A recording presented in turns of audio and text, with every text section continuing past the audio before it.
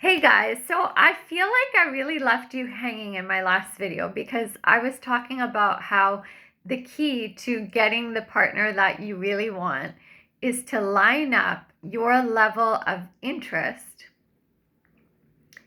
with how consistent, affectionate, compassionate, all the things that you're looking for, how much they show up for you in that way.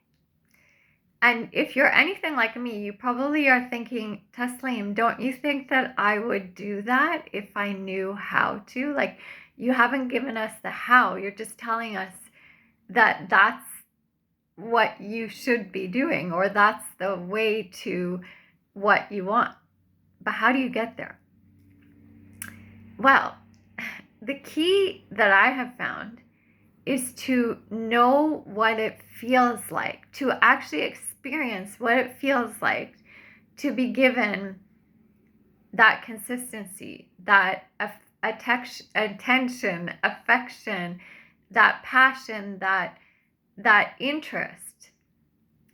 And the way to do that is to give it to yourself first. Date yourself. I don't care if you're male or female. I don't care if you are already in a relationship or you're single. I believe that we should still date ourselves. It's okay to cheat on a partner with yourself. And what I mean by that, it's not even cheating. It's making sure you do not betray yourself.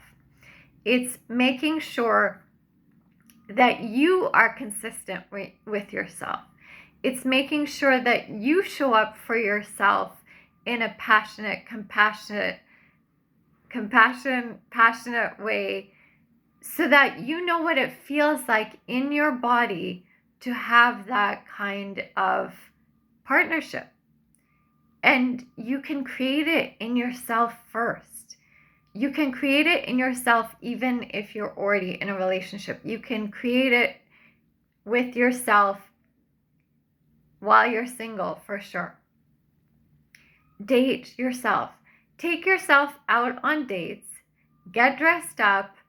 Whether you're male or female, go to a dinner yourself. Go to a movie yourself. Go to see a football game. Go to see whatever it is. Take yourself out on a date, and the things that you want to be looking for is that you are consistent. You show up when you say you're going to show up. You make a plan so that you're in this masculine energy, whether you're male or female. You can be in your masculine energy to make a plan, to set up a date, to commit to the date for yourself. Get dressed up, show up, and then also you can be in your feminine energy enjoying whatever it is you're doing. You're enjoying the taste of the food. You're enjoying the ambiance or the music around you, or you're enjoying the excitement of the football game or the hockey game or whatever it is that you're watching.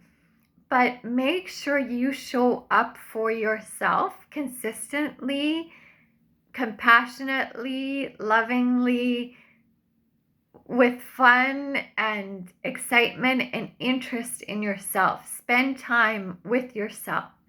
The more that you do this, the more that you will know what it feels like in your body to have that kind of attention given to you, to have that kind of love and promise and consistency and reliability, to actually feel what that feels like in your nervous system, for your nervous system to feel calm and excited and really feel like you can rely on this date, on this person, on this,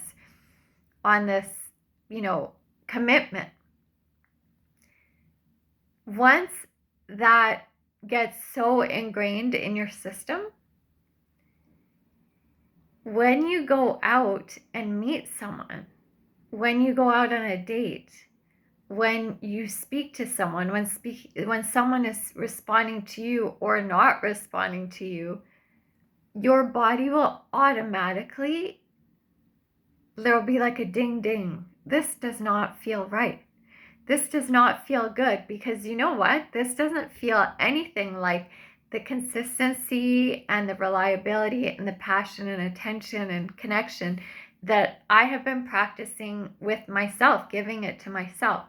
Once your body knows that, it cannot go back on it. It cannot say, oh yeah, maybe, I can let this go or whatever. No, it doesn't. Even on a sensual sexual level, like if you are very body aware and feeling your skin and knowing what feels good to you and knowing what to ask for as far as like intimacy or affection or attention, when someone touches you or is around you or says something that makes you feel very uncomfortable or is invading your space or is hurting you, like whether it's physically or emotionally or not taking care of your feelings, you will know, because you have been taking care of your feelings, of your body, of your attention and consistency. And I swear, the more that you do this for yourself, the more it does not push people away. It just pushes the wrong people away, and it invites the right people into your space. And you don't have to work as hard to figure out who those people are, what those connections are. You know very quickly. Like I'm telling you right now, I date myself a lot.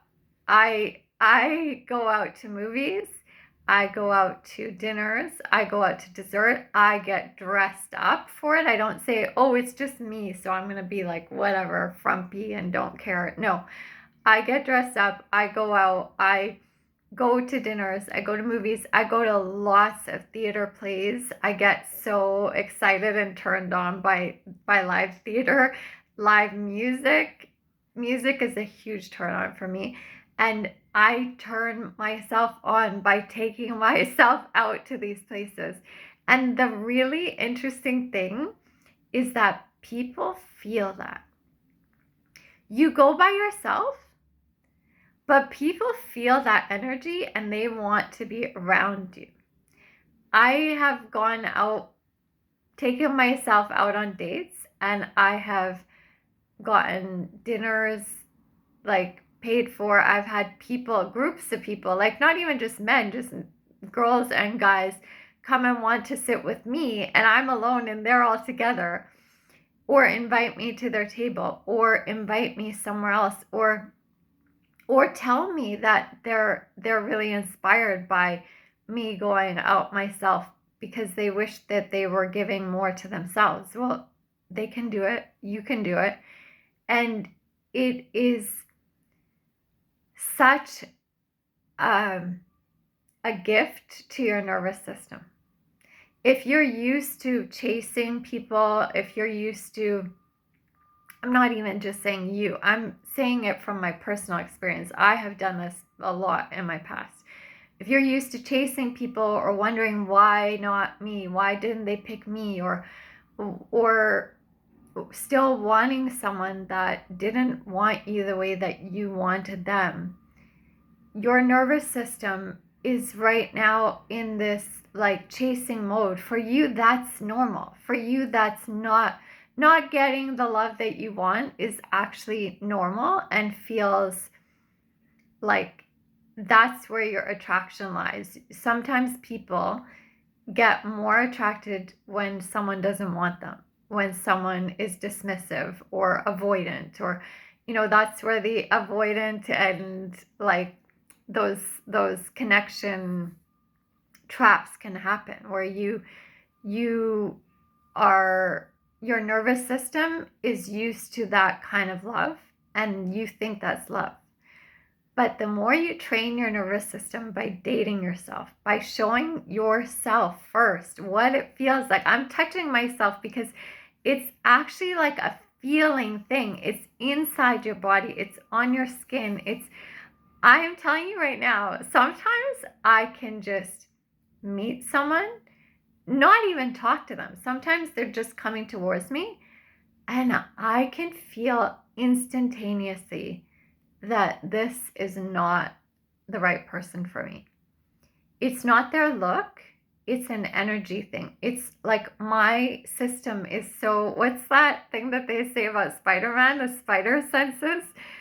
It's like my system is so aware. And I'm not saying like go out there and just find like, find how good you block the wrong people. No, the point of this is that having those spider senses, because you have created them in your body, in your nervous system, you have changed your nervous system to not be attracted to someone that's not giving back to you. It actually makes you so aware when the right kind of person just walks into a room or walks towards you. And oftentimes it makes that right person walk right to you because they recognize that, because they also have that nervous system that is looking for something healthy and something that is sustainable and consistent and passionate and loving. And it's still fun and exciting. It's not about killing the love feeling. But sometimes we don't realize that we have been trained, and sometimes we have trained ourselves to think that love is like that pining and hurting, like love should hurt, that it should be really bad for you because that means you have to go and fight for it. And we learn this in movies, and but it's actually not meant to be that way. I've shared this in other videos. India Ree is really good friends with Stevie Wonder. She said in a concert, a very intimate concert that I went to of hers, she said Stevie Wonder, even though he cannot see,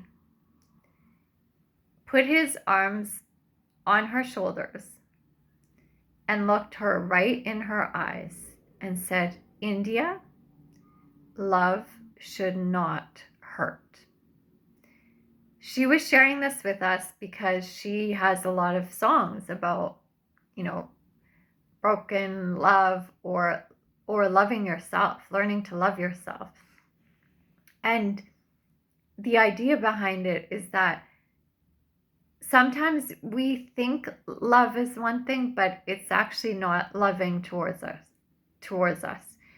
But we have to first show ourselves what love actually feels like. And we have to show it to ourselves first so that we can embody to other people how we should be treated, how we want to be treated.